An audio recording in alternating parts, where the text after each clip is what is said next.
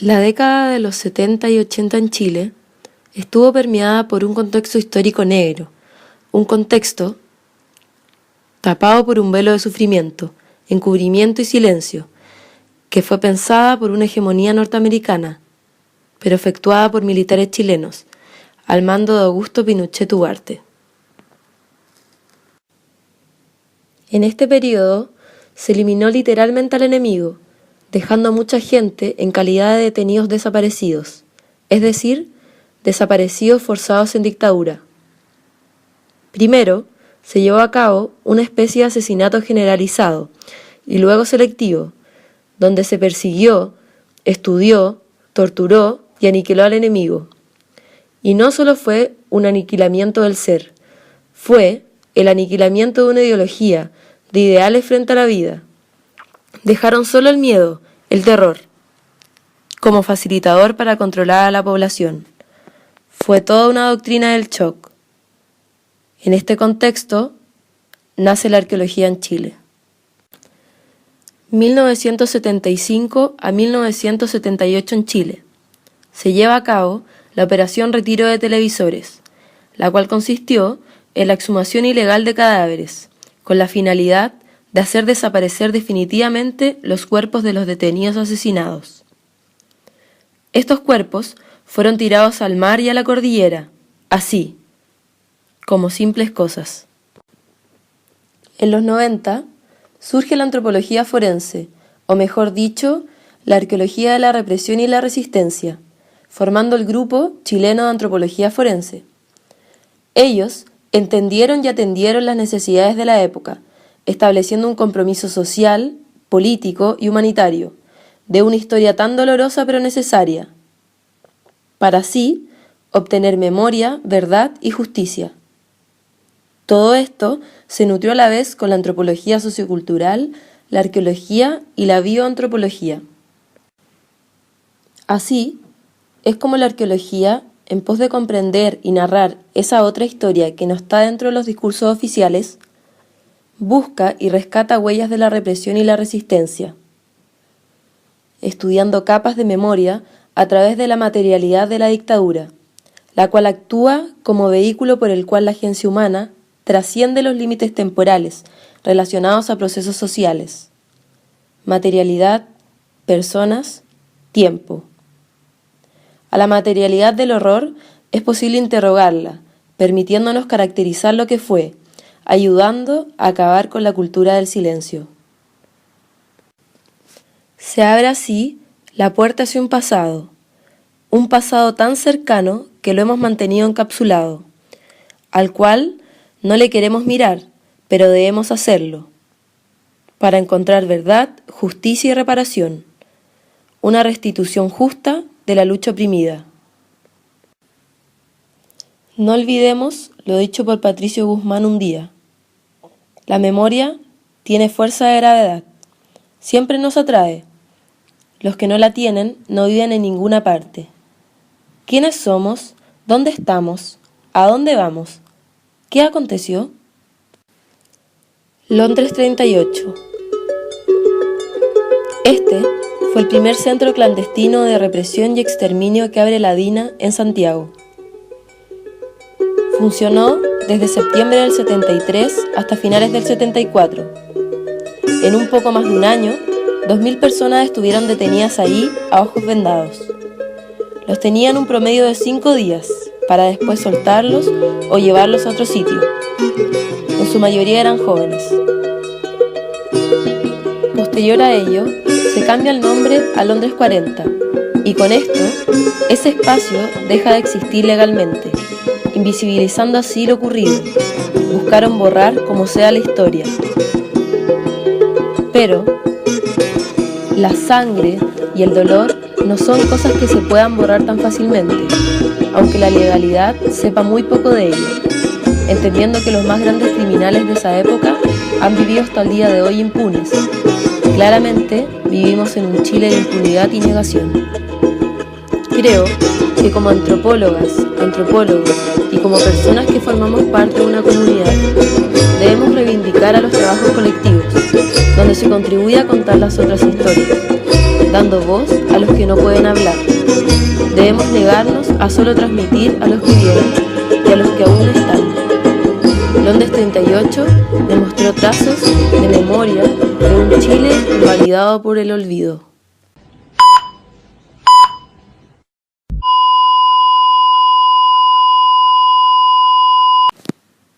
Chile, siglo XXI. La provincia de Petorca es considerada hace mucho tiempo el epicentro nacional de la violación del derecho humano al agua y el epicentro nacional del robo del agua. Ahí hay un cartel liderado por Pérez Lloma, liderado por un ex diputado de esta corporación, Eduardo Cerda García, por Osvaldo Yuneman, Ignacio Álamo, Juan Ruiz Tagle, una pléyade de conspicuos políticos y empresarios que en la provincia de Petorca hace mucho tiempo le roban el agua al pueblo pobre.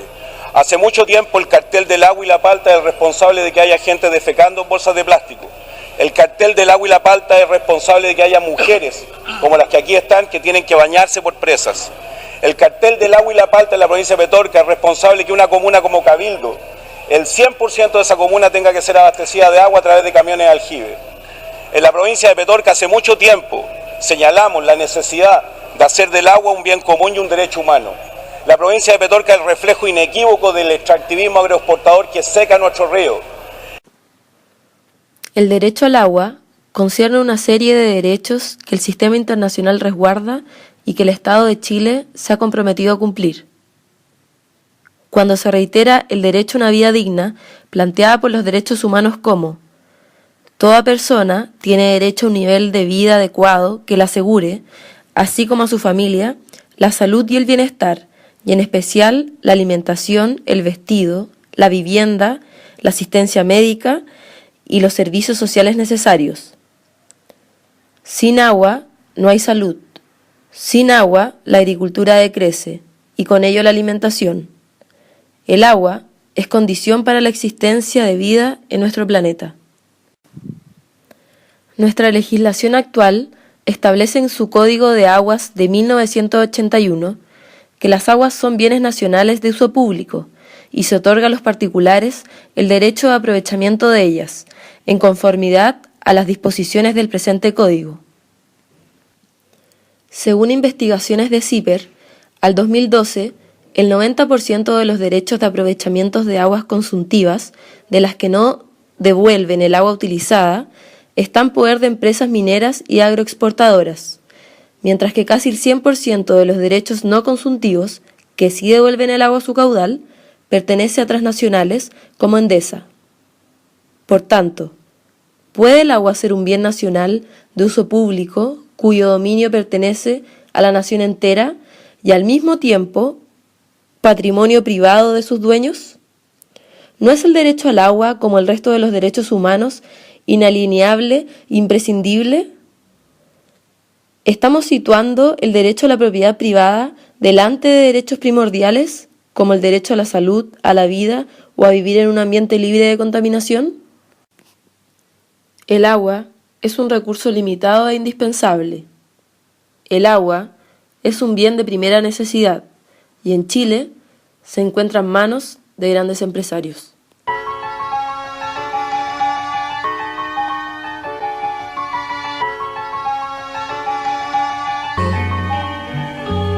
El desafío es claro, es momento de informarnos de que diputados han firmado un pacto vulnerando a quienes habitamos un paraíso tan dañado, así que haremos algo, marcharemos de la mano y defenderemos derechos de abuelos y hermanos. No más FP ni TPP ni leyes que te impongan el Estado, todos nos vemos afectados, alzaremos la voz, será el principio de este cambio. Chile sin TPP, Chile sin TPP, Chile sin TPP, investigue el fin del bill TPP. Chile sin TPP, Chile sin TPP, Chile sin TPP, investigue el fin del bill TPP. Existen tratados absurdos y lo hacen para que directamente te afecte. Incluso hay puntos ocultos, mienten. Quieren censurar el internet para siempre, pero la conciencia colectiva es más fuerte. Doy protección al que semilla orgánica siembre. Si queréis ser libre después visualice Chile sin TPP. Presionemos el presente. Chile sin TPP, Chile sin TPP, Chile sin TPP, investiga el fin del Bill TPP. Chile sin TPP, Chile sin TPP, Chile sin TPP, investiga el fin del Bill TPP.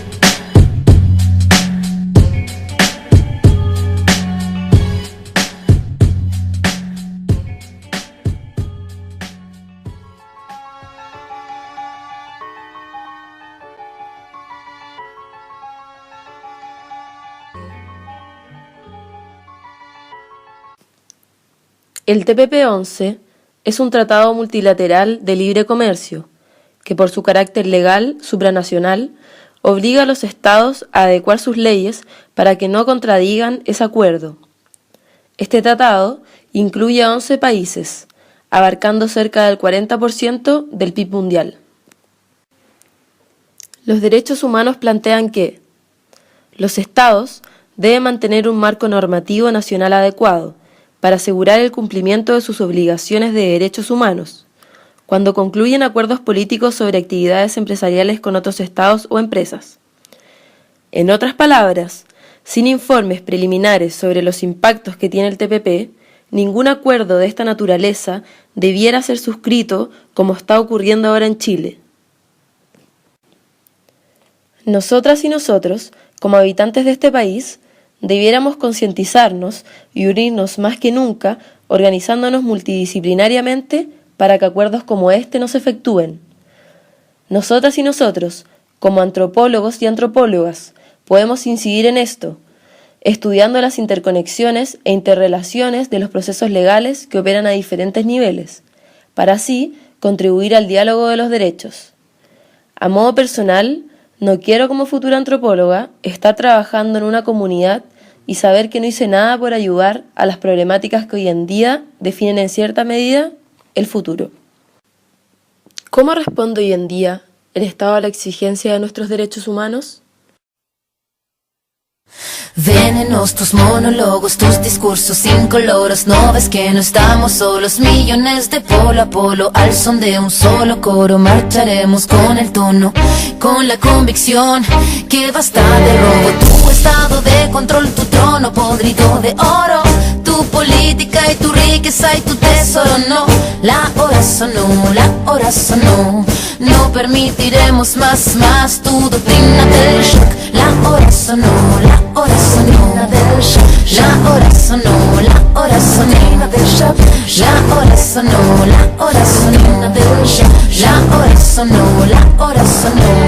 Los países solo corporaciones, quien tiene más acciones. Trozos gordos, poderosos, decisiones por muy pocos. Constitución pinochetista, derecho pues de hilo fascista, golpista disfrazado de un indulto elitista. Cae la gota, cae la bolsa, la toma, se toma la máquina, rota la calle, no calle, la calle se raya, la calle no calle, de valle que está y ya todo lo quitan, todo lo venden, todo se lucra, la vida, la muerte, todo es negocio, pero tu toldo, semilla, pascuala, método seguro. Venenos tus monólogos, tus discursos incoloros. No ves que no estamos solos, millones de polo a polo. Al son de un solo coro marcharemos con el tono, con la convicción que basta de robo. Tu estado de control, tu trono podrido de oro, tu política y tu riqueza y tu tesoro. No, la hora sonó, la hora sonó. No permitiremos más tu doctrina del shock. Módulo 2. Problemáticas indígenas. A lo largo de la historia, Chile se ha construido contra los indígenas. Desde un comienzo, se ha intentado invalidar a su territorio. Bien sabemos acerca de la llamada pacificación de la Araucanía. La antropología en Chile surge luego de ello, llamándose etnología mapuche.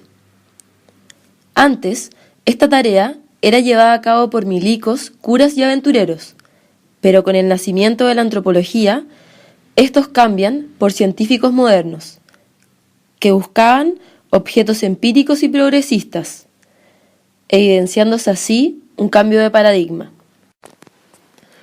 La etnología mapuche surge como una operación de rescate, no un rescate por la vida de su gente, sino por la cultura, la cual se pensaba que luego se extinguiría. Son dos los precursores de la etnología moderna en Chile: Tomás Guevara, rector del Liceo de Temuco, y Ricardo Lachmann, ingeniero de caminos. Ambos estaban muy en desacuerdo en casi todo, menos en la idea de que los mapuches estaban desapareciendo, vistos como seres del pasado y no como contemporáneos, evidenciándose esta tan común idea lineal de la historia, clásica del occidentalismo. Hoy, en el Chile actual, se hace necesario el diálogo en igualdad de comunicación entre las comunidades indígenas y el Estado, y en relación a esto me quedó dando muchas vueltas la charla de Claudio Millacura. Rescaté muchas de sus vivencias y formas de contribuir a esta lucha histórica. Y concuerdo con él en que como futuros antropólogos y antropólogas debemos dar las condiciones necesarias para que el diálogo se realice y no ser los mediadores. Nosotros no somos los protagonistas ni héroes de esto. Debemos contribuir a generar espacios multiétnicos, donde las propias comunidades describan sus propios espacios y problemáticas, ya que nuestro lenguaje se queda corto para entender a otros pueblos. Nos hemos acostumbrado a calificar a la sociedad indígena con parámetros occidentalistas, impidiendo condiciones multiétnicas dentro de una sociedad. Tenemos que entender que el mundo es diverso y este país lo es cada vez más. Claudio me recordó además que la antropología ha mirado como meros objetos de estudio a la otredad, en este caso al indígena. Por lo que como antropólogos y antropólogas, ¿qué podemos decir sobre esto? ¿Cómo cambiamos la objetivización del ser? Creo que debemos contribuir al desarrollo de la sensibilidad ética. Debemos vernos de forma simétrica. Debemos abandonar nuestras certezas y acabar con las superioridades morales. Debemos generar un valor ético de la alteridad. Debemos permitir conocernos en la mirada del otro. Se ha estudiado y siempre están en contingencia las demandas políticas mapuches. Pero, ¿qué ocurre con los otros indígenas que incorporó el Estado chileno de forma superficial a esta nación? Por ejemplo, Rapa Nui. La LIT y la Armada chilena se han armado de orgullo al saber que Chile es el único país de América hispana que tiene presencia en la Polinesia. Sin embargo, lo único que hemos hecho ha sido generar un colonialismo perverso, transformando una sociedad como la Rapa Nui en una comunidad dependiente del Estado chileno. Así es como Chile hace flamear su bandera en una isla polinésica, gracias a un tratado firmado en 1888. Como consecuencias de este acuerdo, el territorio de Rapa Nui es anexionado al territorio chileno el 9 de septiembre de 1888, y en el plano humano fue el inicio de una historia de violaciones sistemáticas a los derechos humanos del pueblo de Rapa Nui, donde no se cumplieron los acuerdos de voluntades establecidos.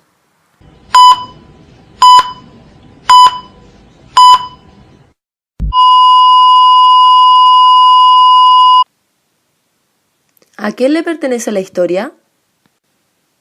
Los arqueólogos, por lo general, estudian patrimonios como cultura material de las sociedades del pasado, y los antropólogos físicos estudian la biología humana en relación a estas culturas, analizando el genoma y su ADN, para así vislumbrar nuestros orígenes.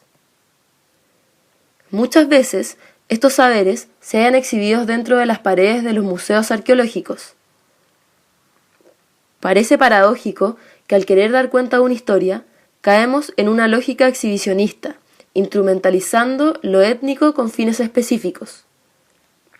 Parece paradójico también utilizar prácticas inminentemente europeas para dar cuenta de sociedades extintas debido a intereses que en parte fueron del viejo mundo.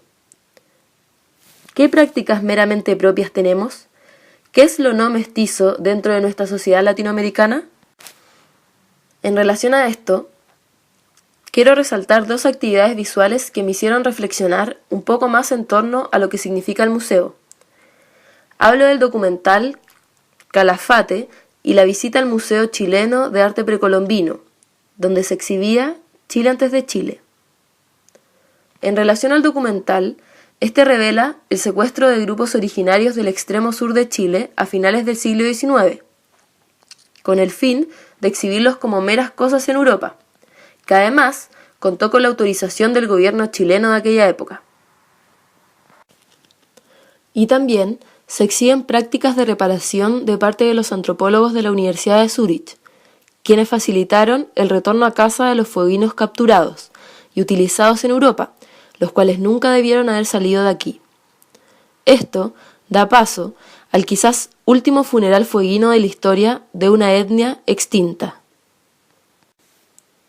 El documental me sorprendió con sus hallazgos de comienzo a fin.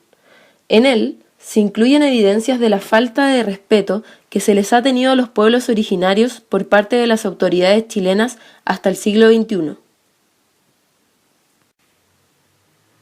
En lo que respecta a la exhibición Chile antes de Chile, me fue posible vislumbrar en ese espacio con luz tenue muchos objetos simbólicos de una otredad totalmente distinta, que yacían detrás de estantes de vidrio, ordenado por la zona norte, centro y sur.